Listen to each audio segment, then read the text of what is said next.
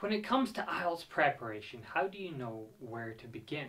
There's so many books and websites and apps and teachers. But how should you really prepare for the exam?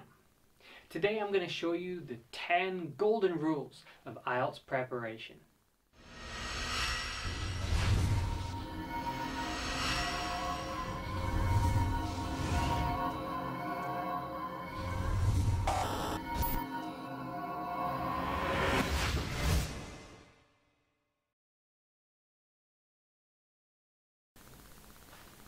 I've been teaching now for more than 10 years, and I can immediately tell when a student is going to succeed or not. Of course, there are a few surprises, but I'll tell you the most important thing, and that is attitude. When a student comes into my class and they really care, they're really passionate about English, I know that they will reach their goal. You can have the best textbooks, the best teachers, all the best material, but if you don't really care about learning, you're not going to do that well. And the opposite is true. If you have the right attitude, you will get exactly where you're going. I'll tell you a story. I've known a few guys here in China who learned to speak Chinese really, really fast. Chinese is difficult, right? It's more difficult than English. So why did they learn? Or how did they learn so quickly? Well, they fell in love with the Chinese girl. That's why they learned so fast. They had the motivation to impress this girl. If you find the reason why you want to speak English really, really well, and you keep that in mind, you will succeed. Nowadays, IELTS training is big business. You've probably seen dozens of websites and Facebook groups and apps. The internet is flooded with people telling you how to do well at IELTS. Sadly, that means there's a lot of lies. There's a lot of nonsense. There's a lot of bullshit out there. I go on YouTube, I look around the Facebook groups, and I see people saying, learn these 10 words, or study this one thing and you'll become amazing at IELTS. It's not true. It's all ridiculous. People just want you to follow them. They just want you to give them your money. There are no shortcuts. There are no tricks. I have a whole video about this. I'll link it down below. To be honest, a lot of the things they'll teach you, memorize this essay, memorize these words, use this magic phrase. If you actually use these, not only will they not improve your score, they'll make your score get lower and lower. IELTS examiners see these tricks every single day. It makes them annoyed. They're really easy to spot, and it's just almost like cheating. So don't do it. Study hard and you will succeed. We all have our strengths and weaknesses. We're good at some things, we're bad at others. You've got to find out what you're worst at when it comes to English, and specifically to IELTS. Be honest. Search hard. Do practice tests and look at your grades. Take the real exam and look at your score. Figure out what you need to improve most and pay attention to that. Study hard at improving your writing if your writing is holding you back. If you're not so good at speaking, ask why. Was it your pronunciation, your fluency, your grammar? Find out the thing that you're worst at and study hard at improving that. Addressing your weakness is one of the best ways to get better. As a teacher, I always have students asking me, how can I get better at IELTS? Well, that's a difficult question to answer, to be honest. It's such a big topic. But usually I tell them, use the two-pronged method. I've written an article about this at my website, www.TED-IELTS.com. I'll link it down below and you can take a look. I go into a lot of detail about this, but I'll summarize it here and now. The two-pronged method means studying general English and studying specific IELTS focus. So what do I mean by that? Well, general English means studying a bit of grammar, a bit of vocabulary. It means reading an article or listening to the news every day. Just getting better at English in general. But of course you also need to study for IELTS. That means thinking about the questions you'll be asked, thinking about exam techniques or how to read faster and so on. You need to do both these things in order to prepare for the exam, and as time goes by and your English gets better and your exam gets closer, I would suggest doing more of number 2 and less of number 1. Okay, so never memorize sounds a lot like something I said earlier, but it's so important I want to repeat it again and expand on it. A lot of students, especially where I teach here in China, they think they can memorize answers.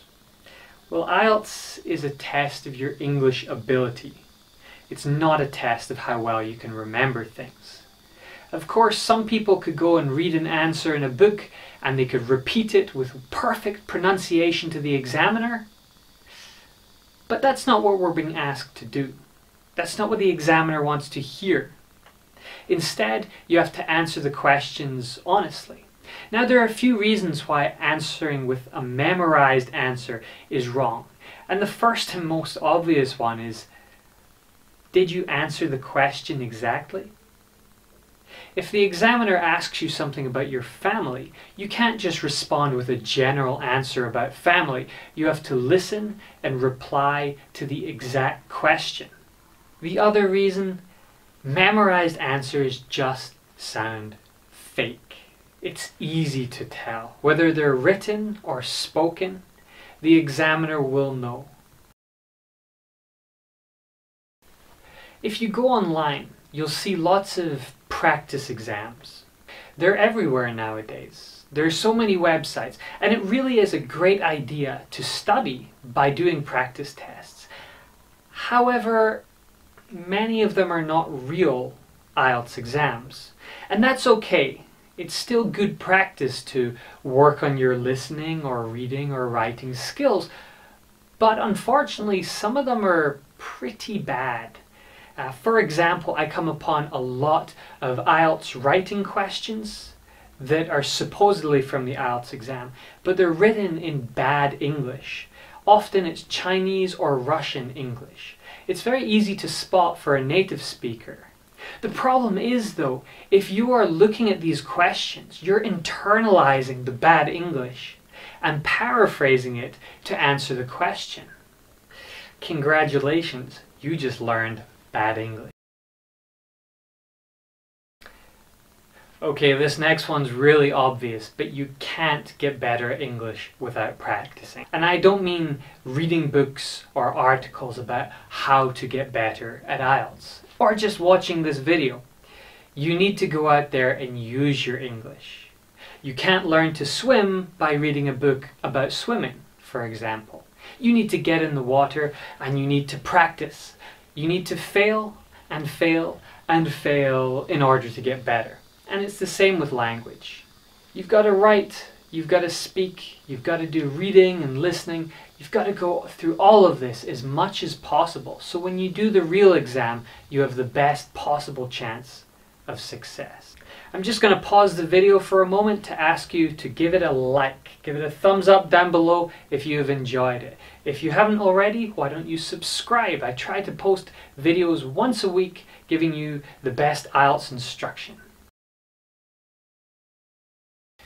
So while we're talking about practice, you also need feedback. Practicing without feedback is not that helpful, to be honest. If you're writing and making the same mistakes again and again and again, well, how are you going to get better? You won't. You need somebody to look at your work and tell you you're making this mistake, and then you can fix them. The same is true for speaking. I've got another video, I'll link it down below, that tells you how to improve your speaking at home without a teacher. But it's still better to have a teacher. It's still essential every now and then to have an expert. a native speaker or someone who is just really fluent in English to tell you you're pronouncing this word incorrectly or you're using this piece of grammar wrong. By knowing your mistakes, you can change and improve. If you want to get better at English quickly, you have to eat, breathe, and sleep English. Okay, you don't really have to sleep English, but you've got to get English into your daily life. I know it can be difficult. You have no native friends. You have no friends who are studying English. But you can still think in English. You can still talk in English. You can still bring English into your daily life. Try this. You have to go cook dinner. You walk through to your kitchen. You open the microwave. You say to yourself, I'm opening the microwave. You go to the fridge to take out your dinner. You take out your dinner. Can you name what it is? What are you doing next? You're putting it into the microwave. You're closing the door. You are pressing the number of seconds you need to cook it for. Sounds stupid, right? Yeah, I know. But trust me, when you go through life thinking of everything you're doing in English, you're giving yourself a constant vocabulary test. You can even say this out loud if you're at home alone and you're not afraid of embarrassing yourself. But it really is important. Look around you. Everything you see, can you name it? Can you talk about it? If you can do that, you are well on your way to speaking English well. I talked earlier about attitude. Attitude was first in this video because it is the most important thing. And we're going to come back to it a little bit. I mentioned earlier about a guy who loves a Chinese girl and he learns Chinese. He can learn it so fast and so well to impress her, to ask her dad if he can marry her. What is your goal? Ask yourself then, why are you studying English? Why are you doing the IELTS exam? Think about what you want to achieve. Do you want to go to London and study? Do you want to go to America and watch an NBA game? Do you want to just be able to travel the world freely and have that convenience of being able to speak English everywhere you go? I'd like you to close your eyes and visualize what you will be able to do after you achieve your dream IELTS score. Maybe it's a 6 or a 7 or higher. Really think about what it is you will be able to do after you've achieved that. And think about that every day. Keep it in your mind. Don't lose sight of it. Studying for IELTS can be difficult. It can be boring sometimes. And doing the IELTS exam is stressful. And if you don't succeed or you don't learn as fast as you'd like, it can feel pretty bad. So keep in mind why you're doing this and don't forget that. It will put you on a much faster track to IELTS success.